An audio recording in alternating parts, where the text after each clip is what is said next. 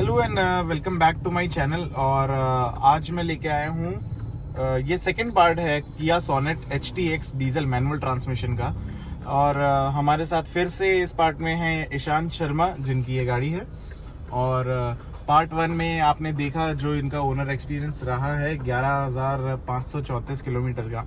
और अब मैं ड्राइव कर रहा हूँ ये 6 स्पीड ट्रांसमिशन है ये। और क्या मेरे ड्राइव इंप्रेशन रहते हैं, ये वीडियो पूरी उसके बारे में है। ऐसा नहीं है कि ये गाड़ी मैंने पहले चलाई नहीं, क्योंकि जब ली है उसके बाद चलाई गई है। और इनफैक्ट एक बड़ा इंटरेस्टिंग फैक्ट है कि जब ये गाड़ी लॉन्च हुई थी उस टाइम गाजियाबाद में ही मैंने और ईशू इसके घर का नाम है, और हम दोनों साथ ही देख के आए थे ये गाड़ी। तो स्टार्ट करें इसके इनिशियल जो फर्स्ट गियर में जो इसका एक रहता है, क्योंकि ये डीजल गाड़ी है तो लो एंड टॉर्क बहुत ही बेहतरीन है। अभी मैंने फर्स्ट गियर में गाड़ी क्रॉल कर रही है 8 की स्पीड पे। अभी मैं बिना एक्सीलेटर दिए अगर इसको सिर्फ क्लच पे है ये गाड़ी, मैंने पूरे पैर छोड़ रखे हैं, 18 पे आ चुकी है।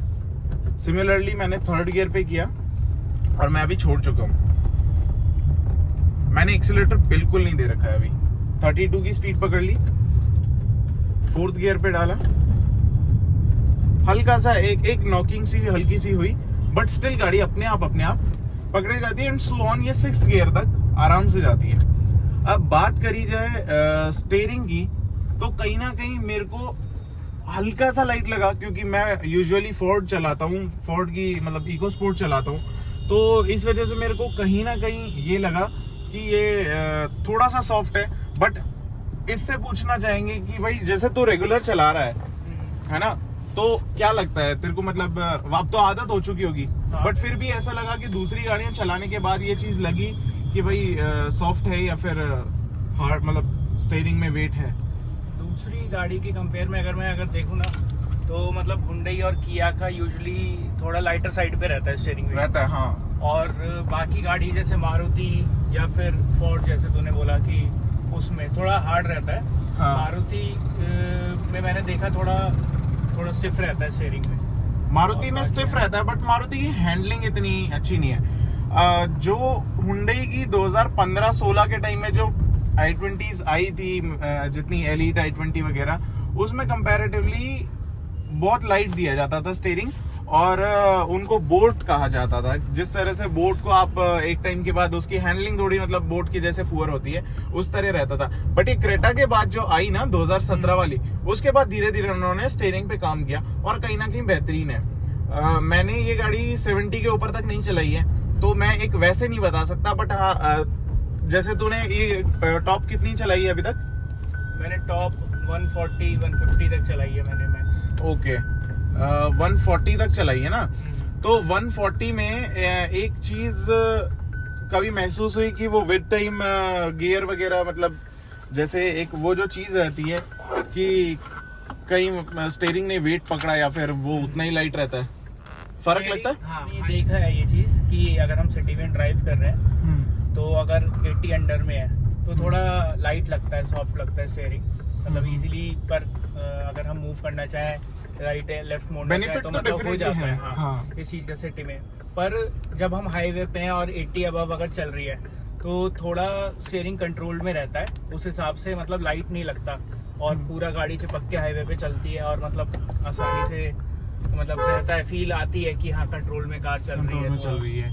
दूसरी एक बात ये भी है, कारण ये है कि ये कहीं ना कहीं इसकी जो विड्थ है दैट इज 1790 मिलीमीटर, जो कि क्रेटा के बराबर है, तो चौड़ी है। और एक जो पॉजिटिव बात है, 210 सेक्शन के हैं इसके, राइट? 210 60 R16 टायर्स है, तो वो वाइड है, जो OEM टायर्स ही है जो आ रहे हैं कंपनी से, तो वो भी इसको कहीं ना कहीं स्टेबल बनाते हैं। चौड़ाई हो गई और टायर का चौड़ा होना, और दूसरी चीज ये कि वेट थोड़ा बहुत तो देखो 70 तक चलाई तो उसमें भी मेरे को फील हो रहा है कि वेट पकड़ रहा है स्टीयरिंग। दूसरा सस्पेंशन पे आता है। सस्पेंशन की बात करें तो मेरे को यार मतलब ऑब्वियसली उसके मुकाबले थोड़ा सॉफ्ट लगा, बट मेरे को बैलेंस लगा, कुछ ऐसी कमी नहीं लगी कि सिटी में जैसे जब आपका स्टिफ सस्पेंशन सेटअप रहता है तो आपको प्रॉब्लम ये होती है कि झटके लगते हैं। इको स्पोर्ट में मेरे को मतलब यूजुअली क्या होता है कि कम स्पीड पे लगते हैं, और तेज स्पीड पे उसी गड्ढों पे जब आप निकालोगे तो स्टेबल रहती है गाड़ी, तो वो हाईवे ड्राइव के हिसाब से बहुत बेनिफिशियल है। मेरे को थोड़े सॉफ्ट लगे ये, लेकिन स्टिफ भी हैं कहीं ना कहीं। अब इस पे तेरा क्या व्यू है? मेरे को स्टार्टिंग में जब मैंने कार ली थी तब थोड़े स्टिफ थे, पर मैंने जब अपनी सर्विस कराई फर्स्ट सेकंड तो मैंने उन्हें बोला कि थोड़े स्टिफ हैं। मतलब यूजुअली उन्होंने बताया कि हाँ कि मतलब थोड़े स्टिफ सस्पेंशन रखता है। तो उसके बाद थोड़ा जैसे ड्राइव करते करते या तो ये कहेंगे कि मेरे को आदत हो गई, पर मेरे को अब एवरेज लगते हैं। सिटी में भी जैसे ड्राइव कर रहे हैं, हाँ। इतने सारे पोथ होल्स आए होंगे, हमने देखा होगा, हाँ। तो उस पे मतलब इतना जर्क फील नहीं हुआ।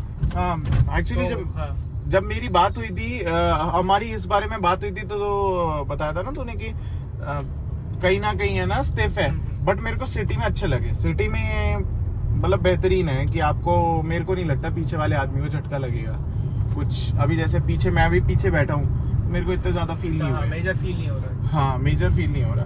अच्छा, दूसरा एक टॉर्क की बात करी जाए तो वो हम थोड़ा सा खाली रोड पे एक बार मैं पुल करूंगा, अभी ट्रैफिक है। लो एंड टॉर्क तो बता दिया, बहुत बेहतरीन है। स्टीयरिंग फीडबैक बता दिया। स्टीयरिंग का जो डिजाइन है ये बहुत प्यारी चीज है। अब क्रेटा और इसमें जैसे आ रहे हैं धीरे धीरे, क्रेटा हो गई और उसके बाद वेन्यू में, तो वेन्यू के अंदर भी जैसे फोर वाले आ गए ना, 4 स्पोक आ गया ना, वो स्टीयरिंग व्हील जो आ गया है, क्रेटा का ही सेम यूज कर रहे हैं। हाँ, क्रेटा का सेम यूज किया है। बट पर्सनली मेरे को क्रेटा वाला इतना ऐसा अपीलिंग नहीं लगता जितना ये 3 स्पोक है। और दूसरी चीज ये जो इसमें कट्स वगैरह दे रखे है ना, ये कहीं ना कहीं बेहतर है। हाँ, डी कट भी दे रखा। अब जैसे अच्छे से देखना,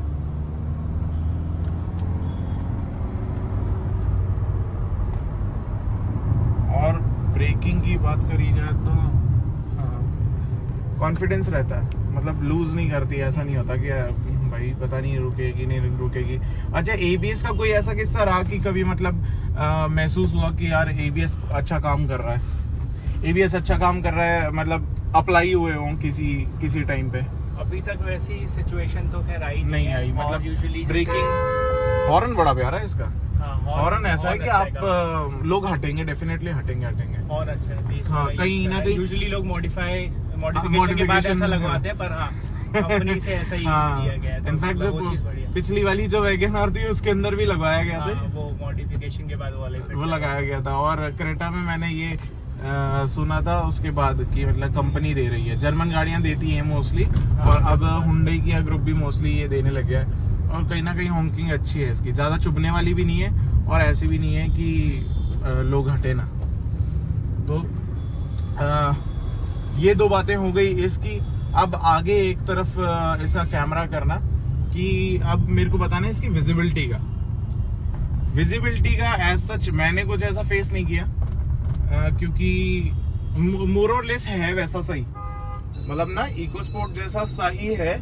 और एक चीज मेरे को जो बेटर लगी वेन्यू से, और कहीं ना कहीं मेरे को निक्सॉन से बेटर लगा, ये बोनट विजिबल है, बोनट विजिबल है। और दूसरी चीज क्या है कि फ्लैट है ना, तो मतलब आपको ऐसा रहता है कि कितना डिस्टेंस है उसका आइडिया बढ़ जाता है, दूसरी चीज जब बात कर लेते हैं डीआरवीएम की, जो ड्राइविंग रियर व्यू मॉनिटर जो इसमें इंट्रोड्यूस हुआ, जिसके अंदर आपका रियर कैमरा इनेबल्ड रहता है, मतलब आप कभी भी देख सकते हैं। तो कैमरा क्वालिटी डिसेंट है, मुझे ठीक लगी है। रात के हिसाब से मेरे को अभी एग्जैक्ट आइडिया नहीं पड़ रहा है, टाइम 6 बजे के 7 बज रहे हैं, तो मतलब अंधेरा है, बट हाँ अभी के हिसाब से ठीक है। एकदम रात में कैसा रिस्पॉन्स है? एकदम रात में भी काफी मतलब अच्छा आता है। मैंने हुंडई की कार्स में तो देखा है, i20 में, उसमें मैंने देखा है थोड़ा रियर व्यू मतलब कैमरा इतना अच्छा नहीं मैंने देखा परफॉर्म करता हो। इसका मतलब मेरे को थोड़ा डिसेंट लगा। अच्छा, रात में भी मतलब पूरा प्रॉपर क्लैरिटी आती है। हाँ, अब जैसे टेल लाइट जला दी है, तो टेल लाइट के हिसाब से भी ना रोशनी हो गई है, ठीक ठाक रोशनी हो गई है। तो ये चीजें इसमें कवर हो गई। एक साउंड सिस्टम इसका रह रहा है, आर्कमीज का है एक, आर्कमीज का, क्योंकि HTX है तो इसके अंदर आर्कमीज का है। टॉप एंड के अंदर बोस का आता है। हाँ, टॉप एंड में बोस का आता है। 6 स्पीकर सेटअप है ये। हाँ, 6 है। 6 स्पीकर सेटअप है, 4 स्पीकर्स है और 2 ट्वीटर्स है। हाँ, मिला के 6 हैं। 1 2 के यहाँ पे लगा रखे हैं, बाकी 4 आपके दरवाजे पे लगा रखे हैं। अब इसका साउंड सुनाते हैं। डिसेंट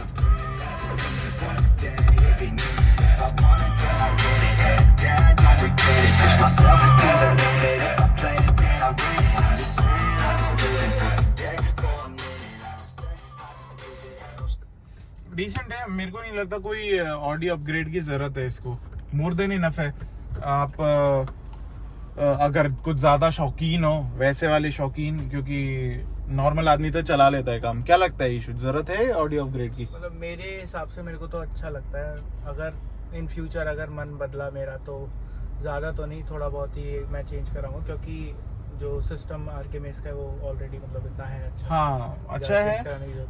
अगर बेस के शौकीन हो तो वो आजकल बेस बॉक्स चल रही है शायद। बेस बॉक्स, बेस ट्यूब्स लगा लो कुछ। हाँ वो लगा सकते हो। बेस बॉक्स कॉम्पैक्ट होता है थोड़ा। हाँ बेस ट्यूब जगह बहुत घेरती है। हाँ। दिल्ली में तो वैसे ही, दिल्ली एनसीआर में तो वैसे ही बहुत शौक है इन चीज़ों का। तो अगर जरूरत पड़े तो कर सकते हैं, अदरवाइज ठीक है। बोस की भी ऐसी कोई इतनी कोई खास जरूरत नहीं है। आप आरकेएमएस से आराम से गाने सुन सकते हो, काम चला सकते हो। अब एक हम लेंगे पीछे से पीओवी, जो एक ड्राइवर साइड से है, किस तरह की विजिबिलिटी रहती है और किस तरह का इस गाड़ी का टॉर्क रहता है, परफॉर्मेंस बेसिकली जो रहती है मेरे चलाते हुए की।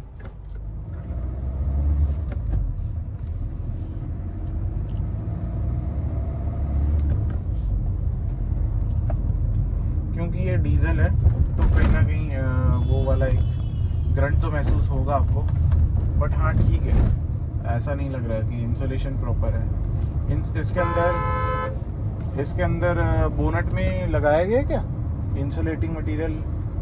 हाँ थोड़ा बहुत लगा हुआ है और काफ़ी हैवी भी है बोनट। अच्छा, बोनट हाँ। भी है। लाइट का थ्रू बड़ा बेहतरीन है, पूरा ऑल एलईडी है ये तो। एचआईडी या फिर हेलोजन नहीं है, हालांकि एचआईडी भी सही रहता है, बट हाँ ये कि एलईडी का नुकसान सिर्फ ये है, जब आप फॉग में ड्राइव कर रहे होते हो तो कहीं ना कहीं वो धुंध के अंदर मिल जाती है। और क्रेटा में जैसे हेलोजन में फॉग लैम्प दिए गए हैं, तो क्योंकि हेलोजन फॉग लैम्प दिए गए हैं तो वो फॉग के अंदर तो अच्छे काम आ जाते हैं, बट इसके अंदर शायद फॉग लैम्प भी एलईडी है। नहीं तो इसमें जो फॉग लैम्प यूज हुए हैं वो प्रोजेक्टर है हेलोजन वाले। अच्छा। तो उसमें मैं वैसे सोच रहा था आफ्टर मार्केट एलईडी ही करवा दूं उन्हें भी, पर हाँ इसमें हेलोजन ही है, प्रोजेक्टर है वो जो फॉग लैम्प्स है। ये इसका लो बीम है, ये इसका हाई बीम है। हल्का सा डिफरेंशिएट कर पा रहे होंगे, सामने गाड़ी आ रही है तो इसलिए ज़्यादा नहीं बता सकते, बट हाँ एक पर्सपेक्टिव मिल सकता है आपको। फॉग लैम्प इसका ऑन है अभी। तो इसी नोट पे ख़त्म करते हैं। आई गेस मैंने ज़्यादातर चीज़ें कवर कर ली हैं। और ये बड़ा प्यारा है इसका, ये जो साउंड है ना इसका, और हैंड ब्रेक कहीं ना कहीं थोड़ा लाइटर साइड पे है, कि मतलब वैसे कि आपको ऐसे मशक्कत नहीं करनी पड़ती कुछ। ऐसा भी नहीं कि आपने चढ़ा दिया तो कोई उतार ही नहीं सकता। इसकी जो एक्यूमुलेटेड इन्फो जो है, इसमें जो ट्रिप दिखा रहा है 568 किलोमीटर की, 16.1 किलोमीटर पर लीटर है। इसको तूने हाईवे और सिटी ड्राइव दोनों रखा है, राइट? और अभी जैसे मैंने चलाया तो हमने रीसेट नहीं किया, कंटिन्यू करी ट्रिप। और क्योंकि मैंने जिस तरह से गाड़ी चलाई थी, मेरा फोकस थोड़ा वीडियो पे भी था और ट्रैफिक भी था, उस हिसाब से 12.5 के अराउंड आया था। 12.4 12.5 कुछ रहा है एमआईडी पे, और जो कि रीसेट करने के बिना है तो डेफिनेटली इससे ज्यादा ही है। सिटी में कितना है करीब करीब? सिटी में कभी कभी एमआईडी में प्रॉब्लम आती है, जैसे कि रीसेट कभी मैंने नहीं करा होता है तो कम भी दिखाती है बहुत, मुझे नहीं पता पर कैसे दिखाती है। अगर हम रीसेट करके चला रहे हैं, हमने पूरी जर्नी स्टार्ट करी है, तो सिटी में लगभग मान के चल सकते हैं 16 अब भी रहता है, मतलब 18-19 इजीली आ जाता है। अच्छा। और हाईवे पे अगर बात करें तो 24-22 ऐसा। अगर हम 120-130 चला रहे हैं, तो मैं मान सकता हूँ कि 20 के अराउंड एवरेज जाएगा, तब तो कम रहेगा। पर हाँ अगर अच्छे मतलब क्रूजिंग स्पीड पे 80 अराउंड चल रही है तो 23 अराउंड आएगा इजीली, मतलब हाईवे पे। हाँ, और एक बेनिफिट ये भी कि 6 स्पीड ट्रांसमिशन है, तो आपके आरपीएम कम हो जाते हैं। जब मतलब वैसे भी आरपीएम कम ही रहते हैं डीजल गाड़ियों में कंपेयर टू पेट्रोल, और जब आप 100 पे क्रूज कर रहे हो तो ये कहीं ना कहीं 1800-2000 आरपीएम पे रहती होगी। हाँ इतने ही रहती है, तो उसके अंदर आपको एफिशिएंसी तो बेस्ट मिलेगी, उसमें तो कहीं कमी आनी नहीं है। और सिटी पे मैंने शायद तेरे को भेजी भी होगी वो क्लिप, है अभी भी मेरे पास, मैं तेरे को प्रोवाइड करा दूंगा। 30 अबव एवरेज आ रहा था। मैं यहाँ से गाजियाबाद से नोएडा ड्राइव करते हुए गया था। हाँ मतलब 15 अबव ही होगा वो किलोमीटर नोएडा, तो वहां तक मैं था, नोएडा की तरफ ही पहुंचा था। 30 अबव दिखा रहा था उस टाइम पे एवरेज। मैं रीसेट करके ही चला था एक्चुअली, तो मुझे नहीं पता कैसे पर उतना आ रहा था, और वो मेरे पे एक क्लिप में रिकॉर्डेड भी है एवरेज। सोनेट की बैजिंग हो रही है इस पे, और ये वाइट और रेड में एलईडी है। और ये वाला जो पार्ट है पूरा ऊपर का जो पार्ट आप देख रहे हैं, ये पूरा रिफ्लेक्टर आता था, ये पूरी रिफ्लेक्टर था ना, ये पूरी की पूरी एलईडी करा दी गई है। एक इसका वो वाला करना है जो ऑफ करने के बाद जैसे होता है, हाँ इंडिकेटर्स का एक डायनामिक जो रहता है ना, आजकल फ्लोटिंग इंडिकेटर्स जैसे आता है उस तरह की। और इसी नोट पे ख़त्म करते हैं। मेरा सारा का सारा जो चलाया मैंने आपको अपने व्यूज़ बताए, और जो भी कोई क्वेश्चन हो किसी के रिगार्डिंग, तो कमेंट बॉक्स में पूछ सकते हैं, मैं डेफिनेटली जवाब दूंगा। और क्योंकि हमारा तो रिश्ता ही ऐसा है, तो इसलिए हम तो हमेशा टच में हैं, तो एक ओनर के पर्सपेक्टिव से भी मैं ये चीज़ बता सकता हूँ, कोई अगर किसी के मन में शंका हो।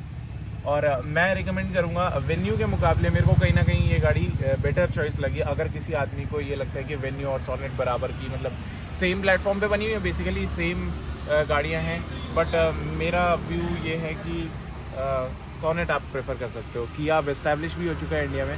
पहले तो हमें डाउट था, जिस टाइम हम जिस टाइम देख के आए थे उस टाइम किया नहीं थी, तो उस टाइम एक ये भी डाउट था कि पता नहीं कैसा एस्टैब्लिश होंगे नहीं होंगे, बट अच्छा ब्रांड है और सर्विस भी ठीक दे रहा है। कॉस्टिंग कितनी रह रही है इसकी?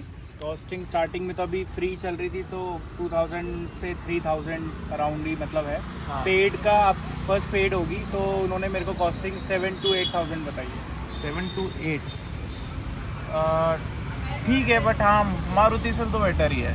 मारुति तो डिज़ायर की भी 10,000 हज़ार तक पहुँचा रहा है। हाँ, तो उस पर्सपेक्टिव से देखा जाए तो सही है। इसी के साथ थैंक्स फॉर वॉचिंग, और सब्सक्राइब करें, लाइक करें, जो भी करें करते रहे, मजे करें। अगर 120 और 100 अबव है हमारी कार चल। दूसरी चीज़ कट।